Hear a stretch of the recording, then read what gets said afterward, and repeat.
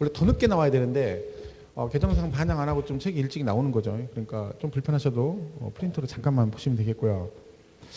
일단 뭐 공부를 하시면 선생님들이 앞에서 뭐 시험에 관한 얘기를 여러 가지 얘기를 해주셨을 겁니다. 그래서 뭐 그런 부분들은 뭐 특별히 제가 뭐 추가로 뭐 얘기할 건 없고요.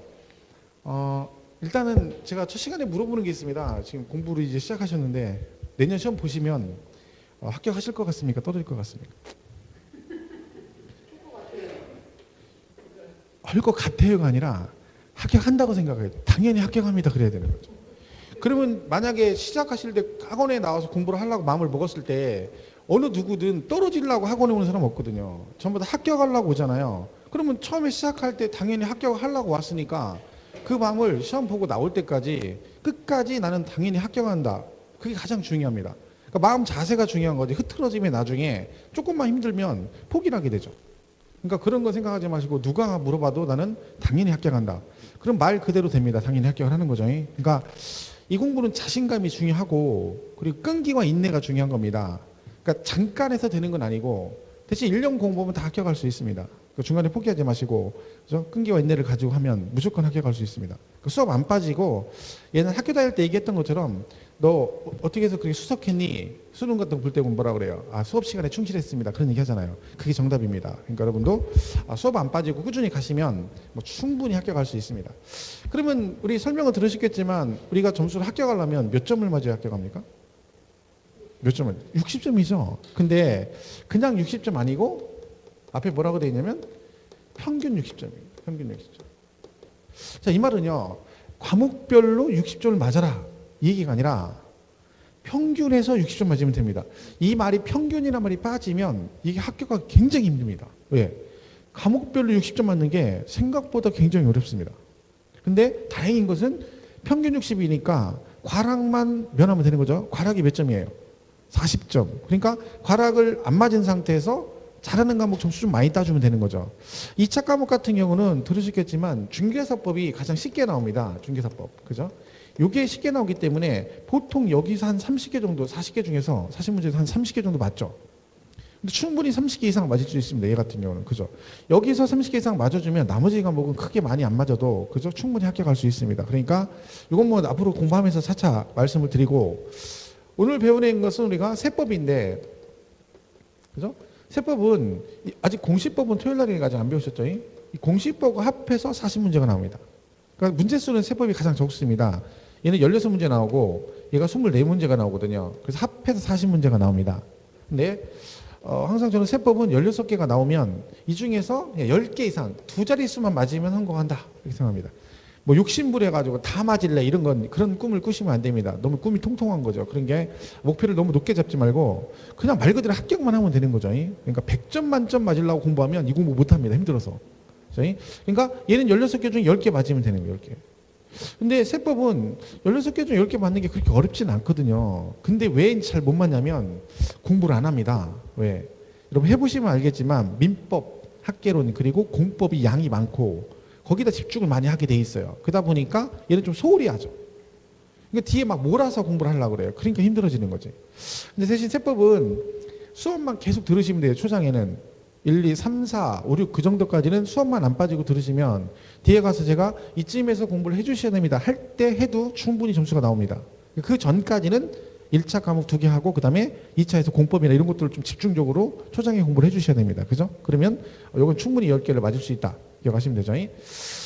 우리 공부는 중에서 공부는 나이 관계없고요. 머리 좋고 나쁘고 상관없습니다. 이 공부는 우리가 속된 말로 엉덩이로 공부한다 그런 얘기 납니다. 그러니까 누가 오래 앉아서 한 번이라도 더 보느냐 여기에 당락이 결정되는 거예요. 그러니까 무한 반복이 최고입니다. 지금은 수업을 들어보시면 대부분 수업이 무슨 얘기인지 모르죠. 듣자마자 잃어버립니다. 듣자마자. 그죠? 그러면 만약에 내가 오늘 하루 종일 막 눈을 부릅뜨고 수업을 들었는데 듣자마자 잃어버렸어. 그러면 정상인 겁니다. 그러니까 듣고 잃어버리는 게 정상이에요. 그리고 들었는데 무슨 얘기인지 모르는 게 정상인 거예요. 그죠? 그게 정상인 거죠, 처음에는. 그러다가 이제 계속 보다 보면, 그 다음 어느 순간부터 이제 말이 무슨 말인지 알아듣기 시작하는 거죠. 여러분, 왜 우리가 공부할 때 이게 힘드냐면, 무슨 얘기인지 모르고 힘드냐면, 과목이 6과목이잖아요. 근데 그 중에 5개 과목이 법 과목입니다, 법. 학개론만 일자 과목만 학개론만 개론이에요. 그 얘는 법이 아니죠. 그 나머지는 법 과목인데 이 시험이 어디서 나와요? 법 조문에서 나와요. 법 조문. 그죠? 그럼 여러분 법 조문이 시험에 나온다는 얘기는 법률 용어가 시험에 나온다는 얘기죠. 근데 우리가 평상시 사용하지 않는 말이잖아요. 근데 갑자기 학원에 왔더니 생전 듣도 못한 얘기를 갖다가 하면서 막 얘기를 하는 거예요. 그것도 설명을 막 해가면서. 그러니까 이게 무슨 얘기인지 자기 모르는 거죠. 자, 그러면 이 법 과목을 알아들으려면 뭘 알면 돼요? 이 법률 용어를 알면 됩니다. 용어. 그러니까 여기서 쓰는 용어가 뭔지를 알면 그럼 그 다음부터는 공부가 되는 거죠. 그러니까 처음에는 그러니까 모르는 게 당연한 거죠. 익숙하지 않기 때문에. 그러니까 여러분은 우리가 5개 과목이 법 과목이기 때문에 처음에는 뭐에 집중해야 돼요? 내용 전체를 외우고 이런 데 집중하지 말고 그 개별적인 용어를 확실하게 이해하는 데 집중을 하시면 됩니다. 그러면 나중에 자동으로 이제 말귀가 알아듣기 시작하면 공부는 되는 거죠. 그럼 이건 자주 보면 됩니다. 계속 보면 돼요. 한 번도 보고 2번 보고 3번 보고. 그러니까 여러분이 공부하실 때 처음에는 뭘 하셔야 되냐면 지금은 수업 끝나고 막 이 프린트 보고 막 외우고 이런 거 하지 마세요. 그 외워봤자 소용없어요. 기억도 안 나고. 그러니까 지금 필요한 건 뭐냐면 동영상을 계속 반복해서 보는 거죠. 처음에는 익숙해져야 되니까. 그죠? 그리고 똑같은 얘기를 2번, 3번 계속 듣는 거죠. 11월, 12월 막 해서. 그러면 그게 이제 익숙해지기 시작하면 용어에 이제 익숙해지기 시작하면 말귀를 알아듣기 시작합니다. 그걸 꼭 기억을 하셔야 돼요. 우리 학교 다닐 때 처음에 가면은 영어 배울 때 이런 거 배우잖아요. I love you 이렇게 배우죠. 그죠?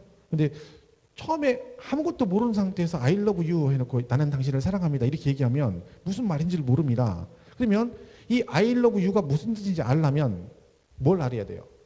단어를 알아야 됩니다. 그죠? I가 단어 뜻이 뭐고 love는 무슨 뜻이고 you는 무슨 뜻이고 이걸 알면 이 문장 전체를 이해할 수 있죠. 그럼 우리 중개사 공부도 마찬가지예요. 여러분은 지금 단어도 몰라. 그러고 앉았는데 제가 뭐라고 얘기하고 있는 거예요? I love you는 나는 당신을 사랑합니다입니다. 이렇게 얘기하고 있는 거죠. 그러니까 이게 해석이 안 되는 거예요. 똑같은 거예요.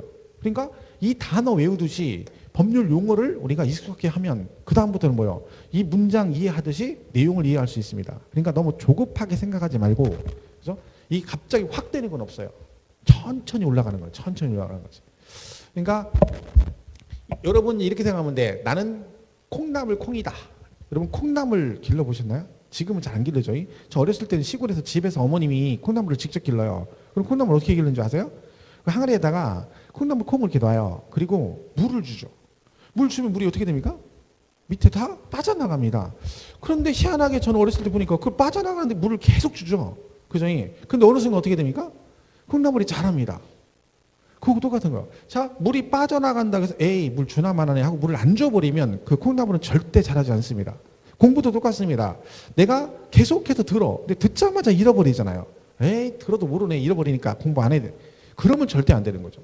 콩나물 콩 자라듯이 듣고 잃어버리고 하다 보면 그 잃어버린 게 완전히 잃어버린 게 아니라 머릿속에 이렇게 쌓이는 거예요. 쌓여. 그다음 어느 순간 되면 딱 실력이 쫙 올라가기 시작합니다. 근데 그 순간까지는 좀 힘들죠. 처음이니까. 그것만 견디면 그 다음부터 실력이 쭉쭉 올라가는 거예요. 그러니까 처음부터 훅 올라가는 건 없다는 거죠. 그러니까 앞으로 수업 들으시면서 얘는 도대체 어려워 죽겠다. 어려운 게 아니라 익숙하지 않은 거예요. 그러니까 아직은 익숙하지 않아서 그런구나 하고 좀 여유를 가지고 공부하시면 됩니다. 지금 시작하면 다 합격할 수 있습니다. 누구나 다. 그죠? 근데 합격을 못하는 이유는 학원에서 하는 줄 안 하고 그냥 자기 주장이 강하고 그러니까 그런 거예요. 제일 공부 잘하는 사람들은 그냥 선생님이 여기는 하지 마세요. 이건 하세요. 그리고 그런 말 잘 듣는 사람이 공부 잘하는 거예요. 자기 생각이 많으면 공부를 못해요. 이거 말고 이걸 해볼까? 이거 말고 이걸 해볼까? 이러면 안 되는 거예요. 그러니까 잘 모를 때는 그 학원 선생님들이 따라가는 게 제일 좋습니다. 다른 건 몰라도 세법은 제가 여러분보다 훨씬 잘합니다. 그죠? 예. 여러분 밥 먹고 이것만 십몇 년 동안 강의를 했으니까. 그죠? 그러니까 여러분들 이건 제가 전문가니까 제 말을 따르는 게 맞는 거죠. 자, 그럼 오늘 배우는 과목은 제목이 이렇게 되어 있습니다. 있어요? 부동산 세법 이렇게 돼 있어요. 그죠? 자, 그러면 여기 세법이라고 돼 있죠? 부동산 세법. 자, 이 세가 뭐냐면 세금에 관한 얘기다. 그죠? 세금에 관한 법을 배웁니다. 근데 세금의 종류가 엄청 많습니다. 근데 여러분 공인중개사가 주로 하는 일이 무엇을 중개합니까? 부동산 중개죠. 부동산 중개. 그죠? 그러니까 공부도 뭐만 배워? 부동산과 관련된 세금에 관한 법만 우리가 배우게 되는 겁니다. 그래서 제목이 부동산 세법이에요. 그 세금의 종류가 24개나 있습니다. 관세 빼고도. 근데 그 중에서 다 배우는 게 아니라 부동산과 관련된 것만 배우는데 그러면 우리가 앞으로 배우게 될 그 세법의 기본적인 내용 같다 흐름을 문장으로 표현하면 단순 무식하게 표현하면 이런 거예요. 자, 부동산의 대표적인 게 뭘 부동산이라고 그래요, 여러분? 부동산 하면 떠오르는 게 뭐 있어요? 땅. 자, 제가 질문하는 것은 어려운 건 질문 안 합니다.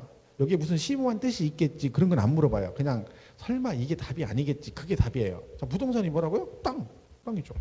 땅 그러면 좀 없어 보이니까 있어 보이게 토지. 그죠? 자, 그럼 토지를 이런 거예요. 사서 단순하게 하는 거죠. 가지고 있다가 팔았다. 이게. 자, 이게 우리가 앞으로 배우게 될 부동산 세법의 내용입니다. 자, 토지를 이게 뭐예요? 부동산이죠. 자, 그 부동산을 뭐 했다고요? 샀대. 자, 우리가 샀다 그러면 좀 없어 보이잖아. 법을 배우는데. 그래서 있어 보이게 뭐라고 표현하면 취득했다고 그래요. 그죠? 그러니까 토지를 뭐 했다고요? 취득해서. 그럼 여러분이 땅을 샀으면 이제 팔기 전에 뭐 있어? 가지고 있을 거 아니에요. 그죠? 자, 가지고 있는 걸 뭐 한다고 그러냐면 보유한다 그럽니다. 보유. 그죠? 그리고 파는 걸 뭐라고 하냐면 양도한다 그래요. 양도. 이런 거 좀 들어보셨죠? 양도 뭐 이런 것들은. 그죠? 자, 그러면 결국 우리가 뭘 배우는 거예요? 부동산을 사고 그리고 가지고 있다가 팔았을 때 각각 샀을 때 갖고 있을 때 팔았을 때 뭘 내야 돼? 세금을 내야 됩니다. 이때 내는 세금을 배우는 게 앞으로 배우게 될 부동산 세법의 내용입니다. 그러면 자, 아는 거 있으면 얘기해 보세요. 자, 주택 아파트나 땅을 샀어. 그럼 세금 내야 되죠. 취득하면 뭐 낼까요? 무슨 세금? 취득세. 취득세 냅니다. 그리고 그 땅을 담보로 돈을 빌리게 되면 은행에서 저당권 설정을 하게 됩니다. 그때 내는 세금이 뭐냐면 등록세는 등록세. 그죠? 자, 그럼 내가 뼈 빠지게 일해가지고 내가 돈 벌어서 내가 땅을 샀는데 국가는 해주는 것도 없이 세금을 내라고 해서 할 수 없이 냈네. 그리고 내고 나서 끝났어요. 근데 가지고 있습니다. 그럼 갖고 있으면 세금이 안 나오나요? 아니죠. 또 나오죠? 뭐 나와? 재산세 나오죠. 많은 얘기 하는 거예요. 재산세. 그죠? 근데 재산세 내고 끝인 줄 알았더니 이번 달 말쯤 가니까 또 세무서에서 뭘 보냅니다. 고지서를 보내서 세금을 또 내래. 그게 뭘까요? 이게 좀 비싸. 많이 가지고 있고 비싸. 그 재산이. 그러면 추가로 나오는 게 있어요. 그걸 뭐라고 한다? 종합부동산세 그래요. 종부세 그런데 원래 이름은 종합부동산세 그러죠. 이거 내고. 그러다가 아이고 갖고 사니까 세금 내는 건 이해했는데 가지고 있는 세금을 또 내라는 거예요. 짜증나서 팔았어요. 팔면 세금 안 내느냐? 또 내죠. 이때 내는 게 뭐다? 양도세입니다. 원래 양도세 이름은 양도소득세입니다. 그러니까 우리 이 법은요. 이 단어에 그 내용을 함축을 하고 있는데 지금 얘가 뭐라고 되어 있어요? 양도소득세라고 되어 있죠. 자, 그럼 만약에 양도소득세는요. 내가 만약에 건물을 100억을 받고 팔았어요. 100억이나 받고 팔았어요. 그러면 남들이 볼 때 너 100억이나 주고 팔았으니까 세금 엄청 나오겠네. 그런데요. 살 때 110억에 샀어요. 그러니까 살 때 110억에서 지금 100억에 파는 거야. 그러면 파는 금액만 놓고 봤을 때는 세금이 엄청 나올 것 같지만 실제는 세금 냅니까? 안 냅니까? 안 냅니다. 왜? 양도세는 양도를 했다고 세금을 내는 게 아니라 양도해서 뭐가 발생해야 돼? 소득이 발생을 해야만이 세금을 내는 거야. 그러니까 이걸 나중에 우리가 배우는데 양도 차익이라고 그래요. 팔아가지고 뭐 나도 남는 게 있어야 세금을 내는 거죠. 그러니까 양도세는 팔았다고 무조건 내는 건 아닌 거죠. 그래서 이름이 양도소득세입니다. 그럼 여기 보세요. 종합부동산세라고 돼 있잖아요. 그럼 얘는 지금 뭘 가지고 있으면 세금을 낸다는 거예요? 부동산. 그러니까 종합부동산세는 부동산만 세금을 부과하는 거죠. 근데 앞에 뭐라고 붙었어요? 종합이라고 돼 있잖아. 종합이란 얘기는 뭘 하라는 얘기야? 본인 앞으로 돼 있는 부동산 어떻게 하라는 거예요? 합산하라는 얘기입니다. 합해서 한꺼번에 과세한다 그런 뜻입니다. 자, 이런 것들을 우리가 배우는 것들이죠. 그러니까 주로 배우는 건 이 5가지입니다. 우리가 배우는 건. 취득 과정에서 배우는 2개, 보유와 관련된 조세 2개, 그리고 양도했을 때 낸 세금, 양도소득세를 주로 배우게 되는 거죠. 여기다 뭐 종합소득세 부분 일부 들어가긴 하지만 주가 되는 건 이 5가지를 주로 배운다. 이렇게 보시면 됩니다. 자, 그러면 이 5가지를 배우는데 그러면 이걸 배우려면 용어를 우리가 알아야 되잖아요. 기본적인 용어를. 자, 그러면 결국 이 지금 내용은 뭐냐면 단순 무식하게 얘기하면 땅을 사고 팔 때, 그죠? 사고 팔면서 발생되는 세금을 내는 거죠. 자, 그럼 예를 들면 갑이라는 사람이 있습니다. 이 사람이 을한테 아파트를 팔았습니다. 자, 1억에. 자, 그러면 여러분 그 아시죠? 만약에 아파트를 사고 매매를 사고하시면 만약에 여러분이 아파트를 상대방하고 취득을 했어. 그럼 중개사무소 가서 계약서 쓰죠. 무슨 계약서 쓴다 그래요? 계약서 쓸 때? 매매계약서라고 하죠. 매매계약서. 요게 지금 뭐 한 거예요? 또 아파트를 돈 주고 사고 파는 거죠. 그럼 뭐 한 거예요? 매매를 한 거예요. 매매. 이걸 우리가 매매한다고 그래요. 매매. 자, 매매를 했습니다. 자, 그러면 이 을은 갑으로부터 아파트를 1억에 뭘 한 거예요? 취득을 한 거죠. 그죠? 얘는 취득을 한 거고 얘는 뭐 한 거예요? 양도했죠. 양도. 그죠? 양도. 그러면 이 을은 세금을 뭘 내야 되죠? 취득세. 뭐 쉬운 얘기하는 겁니다. 취득세. 그죠? 그리고 얘가 이거 취득해서 나중에 담보로 돈을 빌게 되면 여기다 저당권 설정 같은 걸 하게 되면 뭘 내? 등록세를 냅니다. 원래 이름은 등록 면허세를 내니까 설명을 드리고요. 자, 그러면 얘는 취득세 내고, 자, 얘는 뭐네요? 갑은 양도세를 내겠죠. 양도했으니 그죠? 양도세를 냅니다. 양도소득세. 자, 근데 갑은요, 얘한테 이걸 팔기 전에 중간에 사가지고 팔기 전에 뭐 하고 있었어? 보유하고 있었겠죠. 그죠? 가지고 있었잖아요. 그럼 팔기 전에 세금을 갑은 뭘 냈겠어요? 재산세를 냈겠죠. 재산세. 근데 얘가 좀 비싸. 그랬으면 뭐 또 냈겠어? 종합부동산세도 냈을 수도 있죠. 그래서 이렇게 해서 이제 가는 거죠. 이 과정을 우리가 배우는 거예요. 자, 근데 여기서 이제 뭘 알아야 되냐면, 자, 보세요. 을이 얘를 취득을 했대요. 그래서 취득세를 내죠. 자, 그러면 보세요. 만약에 여러분이 자동차를 샀어. 자동차. 벤츠를 한 대 샀어. 벤츠. 자, 그러면 취득세를 낼까 안 낼까요? 벤츠 한 대 사면 취득세. 안 사봐서 몰라요? 자, 마티즈 샀어. 이 시간 모닝 정도 모닝. 자, 모닝 한 대 샀어. 취득세 내요 안 내요? 냅니다. 취득세 내야 됩니다. 그죠? 자, 그럼 본인 앞으로 뭐를 해야 돼? 등록을 해야 되죠? 자, 등록할 때 등록세 냅니까 안 냅니까? 내야 됩니다. 자, 그러면 이 모닝을 가지고 있죠. 이제 사가지고. 자, 그럼 타고 다니고 있어요. 그러면 재산세는 낼까요 안 낼까요? 재산세. 제가 지금 자, 이거는 전국 공통이에요. 제가 재산세 내냐고 물어보면 다 낸다고 그래요. 그러면 뭐 내느냐고 물어보면 뭐라고 해? 자동차세라고 얘기하죠. 전국 공통이야. 물어보면 똑같은 대답을 해요. 제가 물어본 건 뭘 물어봤어요? 재산세를 물어봤죠. 자동차세를 안 물어봤죠. 여러분, 그리고 자동차세는 안 배워 우리가. 여러분이 중개사 자격증 따가지고 중고차 매매할 거 아니잖아요. 그죠? 그러니까 재산세는 안 내요. 자동차세는 따로 있죠. 하지만 재산세는 안 냅니다. 그러면 얘가 재산세 안 냅니다. 그럼 종합부동산세 내겠어 안 내겠어? 안 내죠. 여러분, 종합부동산세 이름이 뭐라고요? 부동산만 낸다니까. 자동차는 안 내지. 아, 이러저러 귀찮아서 팔았어요. 그럼 차 팔면 양도세 낼까 안 낼까요? 안 냅니다. 혹시 중고차 팔고 세금 낸 거 있으면 빨리 가서 돌려달라고 해야 돼요. 잘못된 거예요. 그죠? 자, 그러면 이렇게 물어볼게요. 쉬운 걸로. 집을 샀어. 그죠? 취득세. 내죠. 취득세 내죠? 집 사면. 자, 그러면 이 집을 담보로 돈 빌리면 저당권 설정하면 등록세 내고. 가지고 있으면 뭐네요? 재산세 나오죠. 이 집이 비싸면 뭐도 나올 수 있어? 종합부동산세도 나올 수 있네요. 이 집을 팔면 양도세 내죠. 자, 그러면 희한하죠? 분명히 물건을 취득하면 내는 게 취득세인데 왜 자동차는 취득세와 등록세를 내는데 재산세, 종부세, 양도세는 안 내고 주택은 취득세부터 양도세를 다 내잖아요. 이 차이가 뭐냐? 그죠? 이 차이가 뭐냐? 왜 그러면 자동차는 재산세를 안 내느냐? 그 얘기입니다. 이건 거죠. 이제 우리가 취득세라는 건 물건을 취득하면 내는 거잖아요. 근데요, 법으로 취득세를 만들 때 내가 무엇을 샀을 때 취득세를 낼지를 정해줘야죠. 예를 들면 여러분, MTB 산악자전거 1,000만 원짜리를 샀어요. MTB 산악자전거를 1,000만 원 주고 취득을 했어. 취득세 냅니까 안 냅니까? 안 냅니다. 근데 자동차는 취득세를 내야 됩니다. 자, 이게 뭐냐? 법으로 뭘 정하는 거예요? 너는 이거를 사면 뭘 내고 취득세를 내야 된다고 정해주는 거예요. 그러면 그 정해진 걸 샀을 때만 뭘 내는 거예요? 취득세를 내는 거예요. 그럼 그 정해진 법에 열거되지 않은 걸 사게 되면 아무리 비싼 걸 사도 취득세를 낼 수가 없습니다. 자, 그러면 아까 말씀드린 대로 자동차는 그럼 왜 재산세를 안 내는 거예요? 재산세를 법으로 만들 때 뭐에 안 들어가? 자동차는 재산세를 낸다고 안 돼 있는 거예요.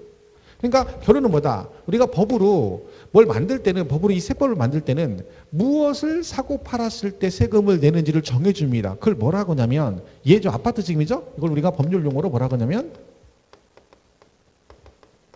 과세대상이라고 그래요. 과세대상. 이건 뭐 그냥 외울 거 아닙니다. 그냥 그대로 가면 돼요.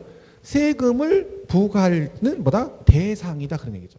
그러니까 취득세를 부과하는 대상도 법으로 정해주고 재산세를 법으로 만들 때도 뭘 정해줘요? 재산세 부과 대상도 정해줍니다. 그러면 결론은 취득세를 만들 때는 자동차가 취득세 과세 대상이 들어가. 근데 재산세를 만들 때는 뭐에 안 들어가요? 재산세 과세 대상에는 자동차가 없는 거예요. 그러니까 재산세를 아무리 내고 싶어도 자동차는 재산세를 낼 수가 없어. 왜요? 뭐에 해당이 안 돼? 과세 대상에 해당이 안 되는 거지. 자 그러면 대상이 되는 걸 취득을 했습니다. 그럼 세금을 내야 되잖아요. 그럼 취득세는 누가 내겠습니까? 취득세는 누가 내? 산 사람이 내겠죠. 산 사람이. 그죠? 재산세는 누가 내겠어요? 가지고 있는 사람이 낼 테지. 양도세는 파는 사람이 내는 거죠. 자, 그럼 이것도 정해줘야 되는 거죠. 이걸 사게 되면 샀을 때 누가 그 세금을 낼 것인지 정해줘야 됩니다. 여기에서는 그림상으로 누가 세금을 냅니까? 을이 내죠. 을. 그죠? 얘를 뭐라고 하냐면 납세 의무자 그럽니다. 자, 이게 뭔 뜻이에요? 세금을 납부할 법적인 의무가 있는 사람. 이걸 우리가 뭐라 그래요? 납세 의무자 그런다 그런 얘기죠. 그 다음에 세금은 이제 제일 중요한 건 세금을 계산을 해야 되잖아요. 얼마인지. 그죠? 그럼 세금을 계산하려면 자, 일단 취득세를 낸다 쳐봐요. 자, 그럼 얘가 지금 얼마에 샀죠? 1억에. 그죠? 그럼 취득세 계산합니다. 그러면 1억에 자, 이게 주택이면 나중에 세율을 배우는데 취득세율이 1%입니다. 1%. 그러면 얼마가 나와요? 100만 원이 나와요. 자, 그러면 이 세금을 계산하려면 도대체 얼마에 대해서 세금을 부과할 것인가를 정해줘야 됩니다. 그 대상을. 그래서 이걸 뭐라고 하냐면 1억을 과세 표준이라고 해요. 이게 뭐예요? 세금을 부과할 때 기준이 되는 금액이라는 거죠. 그러면 취득세는 어떤 금액이 기준이고 양도세 부과할 때는 어떤 금액을 기준으로 세금을 부과할 것인지를 정해줘야 됩니다. 그래야 세금을 정확하게 산출할 수 있죠. 이걸 뭐라고 한다? 과세 표준 그래요. 그리고 나서 또 뭘 정해줘야 돼? 요 1억을 기준으로 세금을 부과하는데 이 1억을 다 100% 세금을 낼 것인지 아니면 여기에 10%만 낼 것인지 얼마만큼 비율만큼 과세할지를 정해줘야 되죠. 그걸 뭐라고 하냐면 이걸 뭐라고 하냐면 세율이라고 그래요. 세율. 세금을 부과하는 비율이다 그런 얘기죠. 그럼 이런 식으로 이걸 정하려면 즉 세액을 산출하려면 뭘 알아야 돼요? 기준 금액은 어떤 금액으로 하고 얼마만큼의 크기 비율만큼 과세할 건을 정해줘야 궁극적으로 취득세 계산할 수 있습니다. 그래서 법으로 뭘 정해줘요? 과세 표준이 뭐고 그 다음에 뭐 세율은 몇 %로 갈지를 정해주는 거죠. 그러면 결론적으로 우리가 세금을 저 취득세부터 양도세까지 다 세금을 내려면 이 법으로 이 네 가지 요건이 충족이 됐을 때만 세금을 낼 수 있습니다. 그래서 국회에서 법으로 만들 때 요 네 개를 다 정해준 거예요. 과세 대상은 뭐고 납세 의무자는 누구고 기준 금액은 뭐고 비율은 얼마만큼이 할 것이냐 세율을 정해준 거죠. 그럼 앞으로 우리가 주구장창 배우는 게 뭐냐면 요 네 개를 배우는 거예요. 취득세를 딱 들어가잖아요. 그럼 뭐 배워요? 취득세 과세 대상, 취득세 납세 의무자, 취득세 과세 표준, 그 다음에 세율 몇 프로 이렇게 하는 거예요. 그러면 양도세 배울 때도 똑같은 거죠. 과세 대상, 납세 의무자, 과세 표준, 세율입니다. 그러니까 우리 세법의 흐름을 굳이 얘기하자면 저 네 가지를 기본으로 해요. 그러니까 저거는 앞으로 주구장창 나오는 거죠. 네 개는. 그죠? 그러면 세금을 계산했어요. 100만 원을 네 가지를 정해서. 그죠? 자, 그러면 이거를 걷어야 되잖아요. 세금을. 중요한 건. 그죠? 100만 원을 걷어야 되잖아. 자, 그러면 이 세금을 걷어가는 방법이 있습니다. 어떤 식으로 걷어갈 것이냐. 그 방법이 있어요. 자, 예를 들면 자, 100만 원입니다. 원래 법에는 세 가지 방법이 있는데 우리는 두 개만 배워요. 하나는 내가 직접 가서 그러니까 여러분이 이 을이 직접 가가지고 자기가 이게 얼마에 샀다고 자기가 신고하고 돈을 내는 방법이 있고 또 하나는 나는 가만히 있는데 뭐가 나와? 고지서가 날라와. 그러면 고지서가 날라오면 나는 그냥 받아놓고 돈을 내는 방법 두 가지가 있어요. 자, 그러면 내가 가서 직접 신고하고 돈을 내는 걸 말 그대로 뭐라고 하냐면 신고납부라고 합니다. 신고납부. 그죠? 그러니까 징수 방법이 신고납부라는 게 있는 거죠. 그리고 고지서 날라와서 걷어가는 건 전부 다 뭐라고 하냐면 일단 기본으로 보통징수라는 표현을 써요. 물론 뭐 나중에 좀 책을 보면 여기에 막 국세는 뭐 신고 납세 어쩌고 돼 있는데 그건 신경 쓸 필요 없어요. 맞박이나 입맞박이 똑같은 얘기야. 의미가 중요한 거지 내용이 뭐 단어 자체는 필요 없어요.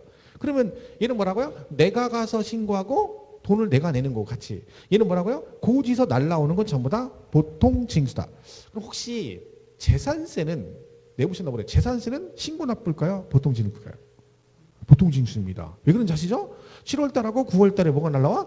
고지서가 날라오잖아. 그래서 걷어가죠. 그걸 뭐라 그래? 보통 징수 그래요. 그럼 여러분 우리가 배우는 저 5개 있잖아요. 쟤들도 둘 중에 하나일 거예요. 징수 방법이. 근데요. 신고 납부를 생각해 보세요. 그럼 여러분이 직접 가서 신고하라 그랬죠.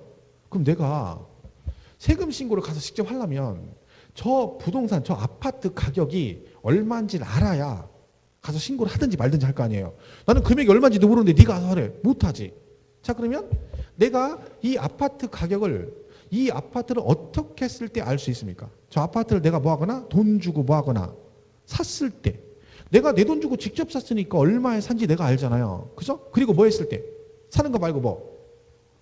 살 때만 금액을 알 수 있어요? 뭐 했을 때 알 수 있어? 팔았을 때. 내가 돈 주고 내 돈 주고 샀고 내가 돈 받고 팔았으니까 그 거래 금액을 알 수 있잖아요. 그러니까 결국은 언제만 신고 납부가 가능한 거예요.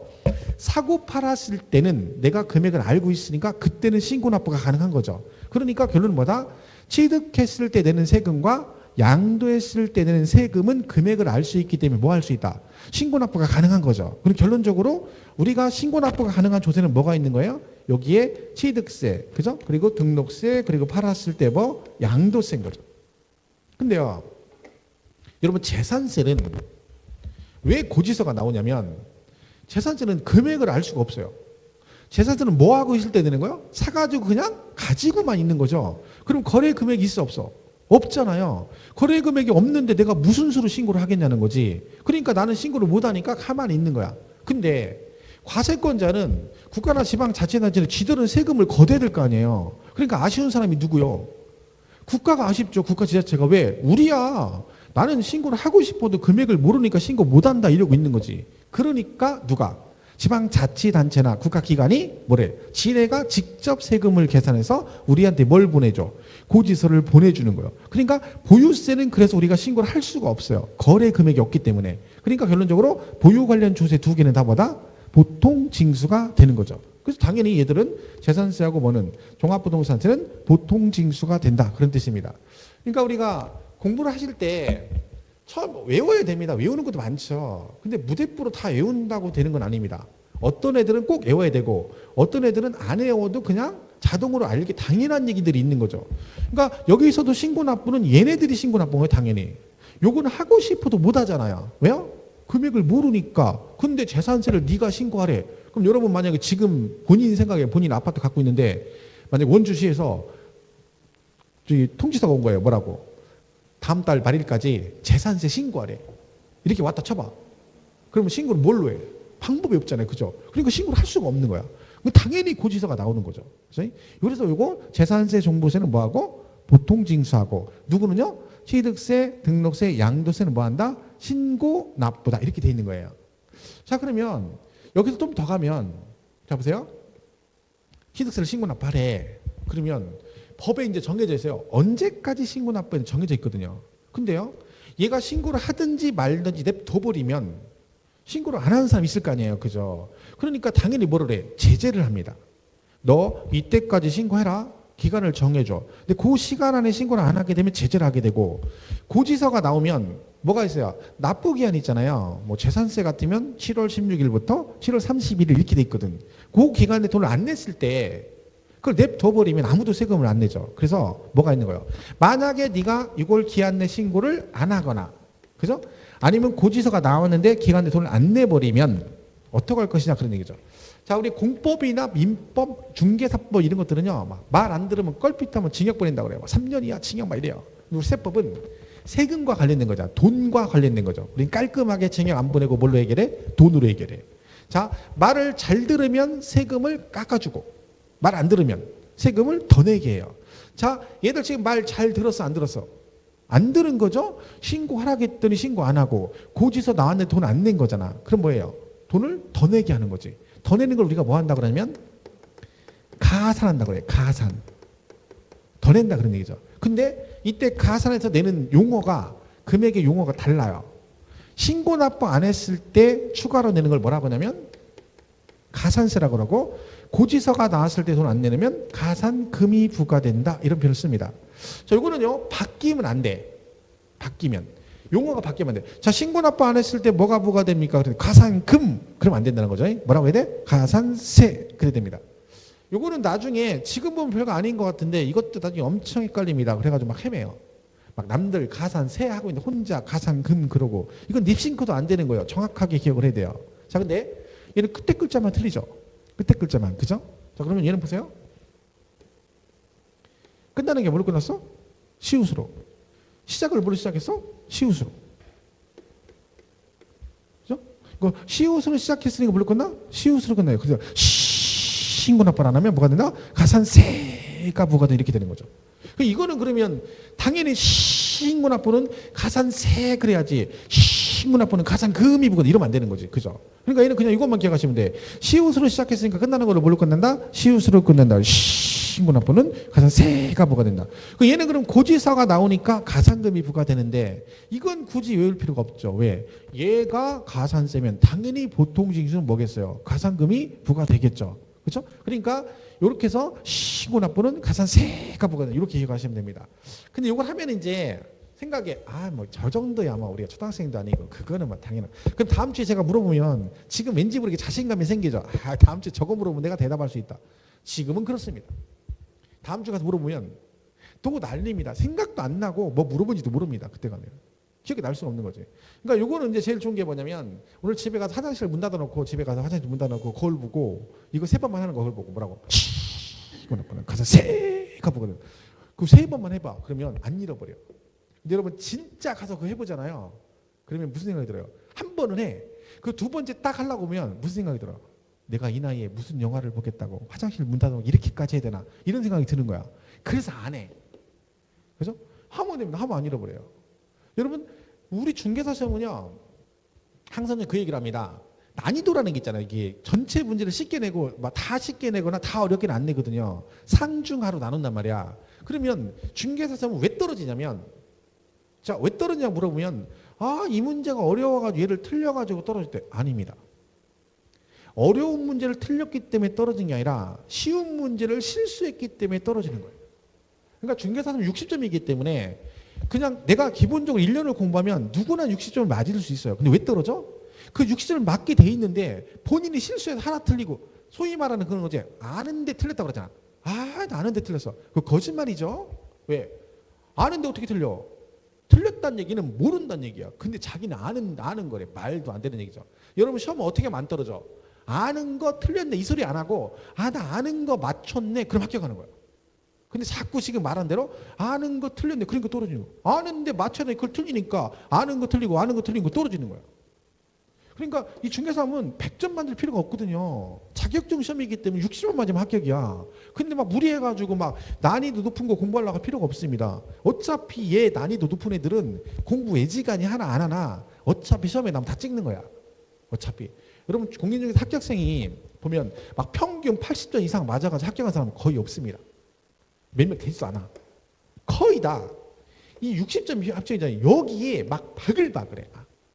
60하고 여기 55점 이 사이에 그리고 65점 요 사이에 바글바글해. 막 인구밀도 얘가 제일 높아요. 그러니까 합격한 사람이나 떨어진 사람이나 여기는 도토리 키재기야. 실력 때문에 붙고 떨어진 게 아니야. 여기는 누구야? 여기는 실수를 덜 하는 사람 합격한 거고 여기 실수 삐끗한 사람 떨어지는 거야. 그러니까 이거는 내가 정확하게 공부를 해가지고 그러니까 뭐가 중요한 거예요? 쉬운 걸 본인이 안다라고 생각을 정확하게 이해하는 게 제일 중요합니다. 그게 안 되니까 자꾸 시험에 떨어지는 거예요. 자, 그러면 아주 쉬운 얘기를 한번 해보겠습니다. 처음에 자 이런 말이 있습니다. 만약에 우리 세법에 그런 게 많이 나와요. 좀 이따 하겠지만 재산세가 이제 세금이 우리가 물납이라는 게 있어요. 물납 안 하고 이제 이걸 물어보겠습니다. 그냥 물어볼게요. 자, 1000만 원 초과란 말이 있어. 자, 여기 있죠? 1000만 원 초과. 자, 그럼 여기서 1000만 원은 여기에 딱 1000만 원이면 여기에 포함이 됩니까? 안 됩니까? 자, 더 쉽게 물어볼게요. 자, 아예 예를 들어가지고 우리 이런 게 있어요. 나중에 배우는데 소액징수 면제란 말이 있어요. 자, 이거 그대로 해석하면 단순무식하게 해석해보세요. 이게 무슨 뜻이야? 작은 금액은 징수를 한다 안 한다? 안 한다 이게 안 한다. 소액은 징수를 안 한다. 맞는 얘기예요. 그죠? 자, 그러면 이때 이제 뭐가냐면 이게 재산세 있거든요. 그럼 여기 기준 소액이 얼마냐면 이렇게 돼 있어요. 자, 2,000원 미만이면 소액으로 봐서 징수를 하지 않는다. 이게 소액징수 면제예요. 자, 그러면 지금 금방 배웠으니까 알 수 있죠? 자, 소액징수 면제는 소액은 징수를 안 한다는 얘기인데 얼마 미만은 징수 안 한다는 얘기야? 2,000원 미만이면 징수하지 않겠다. 이 얘기죠? 자, 시험에 뭐라고 나왔냐면 뭐라고 했겠어요? 재산세액이 2,000원인 경우는 재산세를 징수한다. 나왔어요. OX. 2,000원이면 재산세를 징수한다. 답답하죠. 그죠? 옵니다. 이게 기출문제 지문이에요. 자, 그럼 보세요. 여러분이 공부를 하면 이건 다 외우게 돼 있어요. 대한민국 다 외우고 가, 이거는. 소액징수 면제 2,000원 미만이면 징수하지. 이렇게 외웠어. 시험은 뭐라고 나왔어? 2,000원이면 이렇게 나왔어요. 그러면 분명히 이건 외웠는데 시험은 이렇게 나와. 그럼 이건 외웠는데 얘 찍어야 돼요. 그게 되게 많은 거예요. 근데 이거 보세요. 이게 딱 보기에도 그냥 한눈에 봐도 겁나게 어려워 보이진 않잖아요. 내용이 누가 봐도 어려운 것 같으면 막 틀려도 할 말이 있는데 이거는 어디 가서 물어보기도 그렇고 나 말하기도 창피한 거예요. 그럼 결론은 뭐다? 이런 건 절대 틀리면 안 되는데 근데 실제로 많이 틀립니다. 왜 그러겠어요? 우리 초등학교 때 배웠던 거 이상, 이하, 미만초가 있죠? 요거 때문에 그런 거예요. 근데 여러분들 이거 아무것도 아닌 것 같은데요. 이게 엄청 많이 나와요. 여기저기에서. 자, 그러면 우리 아시죠? 이상, 이하, 미만, 초과 이렇게 돼 있죠? 뒤에 붙으면 여기 만약에 50만 원 이렇게 돼 있다. 여기도 50만 원. 그러면 뒤에 이상, 이하가 붙으면 요 앞에 있는 50만 원을 포함한다 안 한다? 이걸 한다 그렇고 여기는 뭐야? 안 하는 거죠. 이게 배운 지가 초등학교 때 수직선 그래가지고 배우고 지금 세월이 언제입니까? 지금 공부한 지가 뭐 그죠? 물론 뭐 공부를 올 때는 왠지 모를 자신감을 가지고 왔겠죠. 옛날에 학교 다닐 때 줄반장 이상을 했으니까 뭐 이 정도야 하고 그게 왔겠지만 그죠? 근데 이게 하도 오래돼가지고 이상 이하가 붙으면 요 앞에 있는 기준 금액을 포함해서 말하는 거고 미만 초과가 붙으면 요걸 포함하지 않습니다. 그죠? 자, 이걸 이해를 못하면 아까 같은 걸 틀리게 되는 거죠. 근데 실제 시험에 그렇게 나왔는데 그런 거 맞춰줘야 되잖아요. 그죠? 그러니까 이상 이하가 붙으면 얘를 포함하니까 50만 원 이상 그럼 뭐예요? 50만 원 포함해서 50만 원부터 그 위로 그 뜻이고 50만 원 이하는 50만 원 포함해서 50만 원부터 그 밑으로 그 얘기죠. 그죠? 얘는 포함하지 않는 거죠. 50만 원 미만 그러면 뭐예요? 50만 원은 포함하지 않고 49만 9,999원까지를 말하는 거죠. 그 얘기잖아. 그러면 아까 2,000원 미만이면 징수를 안 한다고 했잖아요. 그러면 2,000원 미만까지는 징수를 안 한다는 얘기니까 미만이니까 얘는 포함하지 않잖아요. 그럼 얼마까지만? 1,999원까지는 징수를 안 하겠다 이런 뜻 아니에요. 그럼 얼마부터는 징수한다는 얘기야? 2,000원부터는 징수한다 그런 얘기지. 그러니까 이거를 지금 이해를 못하면 얘가 여기만 나오는 게 아니라 여기저기 뒤에도 많이 나옵니다. 그럼 외울 때 그 생각을 하시면 안 돼. 수강생들이 뭐라고 생각하냐면 자기가 공부한 대로 나와야 되는 줄 알아. 내가 2,000원 미만이면 징수하지 않는다. 이렇게 외웠으니까 시험 문제가 뭐라고 나와야 돼? 2,000원 미만이면 징수하게 안 하게 맞았니 틀렸니 이렇게 물어봐야 되는 거예요. 본인 생각은. 근데 뭐라고 물어봐? 그렇게 안 물어보고 2,000원이면 징수하게 안 하게 이렇게 물으면 짜증나는 거야. 근데 그걸 왜 짜증을 내? 시험을 자기가 원하는 대로 내는 게 어딨어요. 출제위원이 내는 대로 맞춰야 되는 거지. 그러니까 이상 이하 미만처럼 완벽하게 이해를 못하면 이게 여기만 나오면 여기저기 나오는데 그럼 틀릴 수 있습니다. 이런 건 절대 틀리면 안 되는 거죠. 근데 이걸 매년 제가 첫 시간에 하거든요. 이상 이하 미만 초과를. 그 해보면 생각에는 다 맞출 것 같잖아요. 근데 의외로 잘 생각해요. 저 같아도 처음에 강의 딱 들으면 헷갈릴 것 같아요. 왜? 갑자기 안 쓰던 얘기를 하니까. 그리고 한 번도 이런 걸 생각을 안 하고 그냥 살았거든요. 왜? 이거 몰라도 사는데 아무 지장 없어. 그죠? 아무 생각 그냥 지금까지 아무 걱정 없이 살았잖아요. 근데 그냥 무슨 영화를 보겠다가 중개사 공부 시작해가지고 갑자기 오니까 막 짜증나는 거지. 그죠? 지금 이틀, 3일, 4일째죠. 우리 4일째 그죠. 민법도 들으셨나요? 민법도 끝내주죠. 진짜. 동시통역. 한국어를 얘기하는데 막 영어로 들려. 막 무슨 얘기인지 한 개도 모르죠. 그나마 여러분 세법이 다행인 줄 알아. 세법은 가끔 봐봐. 표정들이 좀 밝잖아. 그나마 민법. 뭔가 좀 알아듣는 얘기도 있고 왠지 원집으로 자신감이 생기죠. 내가 여기서 대답하면 맞출 수 있는 무슨 자신감이 생겨요. 왜? 얘는 그나마 어디서 좀 들어본 얘기들이 좀 있거든요. 일반적인 얘기들이. 그러니까 그래서 세법이 그냥 다른 과목이 좀 쉬운 거예요. 근데 세법도 어렵다고 하는 사람이 있어요. 왜 어렵다고 생각하냐면 인식이 세법은 계산 문제다. 그리고 세법은 숫자다라고 생각하는 거예요. 그게 아닙니다. 우리는 계산 문제를 배우는 게 아니에요. 세법을 배워. 그러니까 법 조문을 배우는 거예요. 그럼 숫자 생각보다 많지 않습니다. 계산 문제 딱 하나 나옵니다. 매년 하나 나와. 올해도 하나 나왔고 작년에도 계속. 오히려 숫자는 민법이나 아니면 학개론이나 공법 이런 애들이 숫자도 많고 외울 것도 훨씬 많아요. 근데 세법은 숫자도 없고 계산 문제도 별로 없는데 얘는 계산이라고 처음부터 인식을 하고 가니까 얘는 볼 때마다 어려운 거예요. 그러니까 첫인상이 되게 중요한 거예요. 첫인상이. 과목을 딱 봤는데 민법을 들었어. 근데 듣자마자 3시간 끝나고 집에 갔더니 막 짜증나. 스트레스 받고. 그러면 민법은 들을 때마다 생각나. 막 짜증이 나는 거야. 안 들어도 가다가도 민법 그러면 머리 아프기 시작하는 거야. 그러면 그러고 와서 앉아있으면 민법 선생님이 아무리 열강을 해도 여러분 들을 때 그게 두르겠냐고. 왜? 벌써 짜증나는데 앉아있네. 스트레스 받지. 그러면 안 됩니다. 걔는 말했죠. 어려운 게 아니라고. 익숙하지 않은 거라니까. 만약에 여러분이 민법을 들었는데 진짜 어려운지 아니면 쉬운지를 테스트하고 싶으면 어떻게 하면 되냐면 그 어려웠던 부분이 있죠. 그 부분이 동영상 녹화하잖아요. 그럼 그 동영상을 거기만 한 5번 들어봐. 이해가 되나 안 되나. 될 것 같아 안 될 것 같아. 똑같은 얘기 5번 들으면 무조건 됩니다. 그럼 걔는 어려운 게 아니야. 뭐 한 거요? 아직 익숙하지 않은 거죠. 그럼 어떻게 하면 되는 거야? 5번 들으면 내가 그걸 이해하는 거죠. 그러니까 그건 어려운 게 아닌 거예요. 근데 막 다 뭐라고 하냐면 자기가 못 알아들으면 그냥 어렵다는 거야. 그 교만한 거지. 듣자마자 다 이해하면 그게 무슨 천재지. 말도 안 돼. 그 교만한 마음을 가지면 안 됩니다. 겸손한 마음을 가지. 겸손한 마음을. 그죠? 그러면 되는 거야. 그러니까 그러니까 첫인상이 중요한 거니까 그냥 뭐라 그래. 아 이건 무슨 얘기인지 하나도 모르겠어. 항상 뭐라고 생각하라고? 아 아직 익숙하지 않아서 그런구나. 이렇게 생각하면 되는 거야. 그게 중요한 거예요. 안 그러면 이거 힘들어집니다. 그러면 이제 민법도 어렵지, 공법도 어렵지, 학계론도 어렵지 막. 그럼 쓰러지는 거지 막. 그런 식으로 하면 안 돼. 그러니까 편안하게. 특히는 11월, 12월은 적응훈련 기간이야. 적응훈련. 여러분 여기 앉아 있는 게 보통 일이 아니죠. 집에서 지금 뭐 할 시간이야? 그냥 누워서 아침 드라마 봐가면서 간식 먹어가면서 이러고 있을 시간에 여기 와가지고 앉아 있는 거야. 죽겠지. 오늘 지금 열심히 맞춰 온 거야 지금. 정신없이 아침 드라마 보다 말고 막 온 거지 막. 짐 싸가지고. 그러고 와서 여기 앉아 있는데 얼마나 힘들어. 그죠? 편하게 지금 있어야 되는데. 이게 앉아 있는 것도 힘들죠. 거기다가 무슨 얘기인지 모르는 얘기를 자꾸 했었지. 그죠?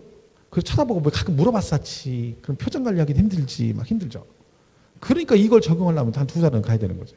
그러니까 11월, 12월은 그냥 뭘 막 많이 외워가지고 공부를 겁나게 열심히 한다. 그런 생각 하지 마시고, 아, 내가 전체적인 흐름이 중개사가 이렇게 흘러가는구나. 과목별로 특징이 이렇구나. 그 느낌을 갖는 게 되게 중요합니다. 근데 여러분, 11월에 강의를 듣는 거하고 1월에 강의 듣는 거 굉장히 차이가 있습니다. 지금은 몰라. 나중에 가면 이 2달 먼저 들은 사람하고 나중에서 천지 차이예요.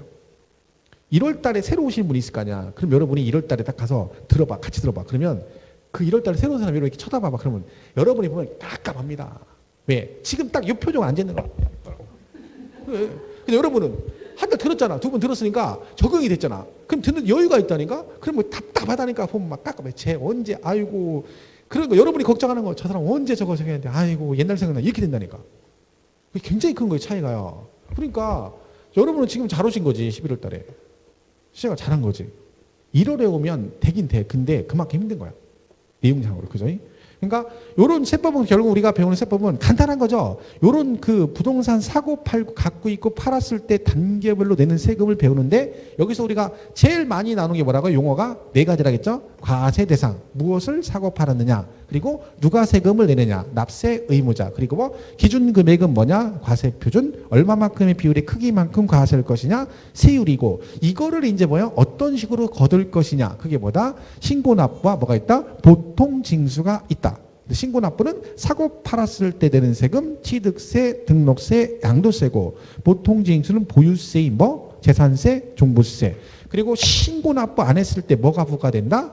가산세가 부과되고 보통징수 안에서 안 내게 되면 가산금이 부과된다 라고 정리하시면 됩니다. 훌륭한 거죠? 자, 이렇게 해서 보시면 됩니다. 자, 일단 여기까지 정리하시고요. 쉬었다가 이제 프린트 보면서 정리를 하도록 하겠습니다.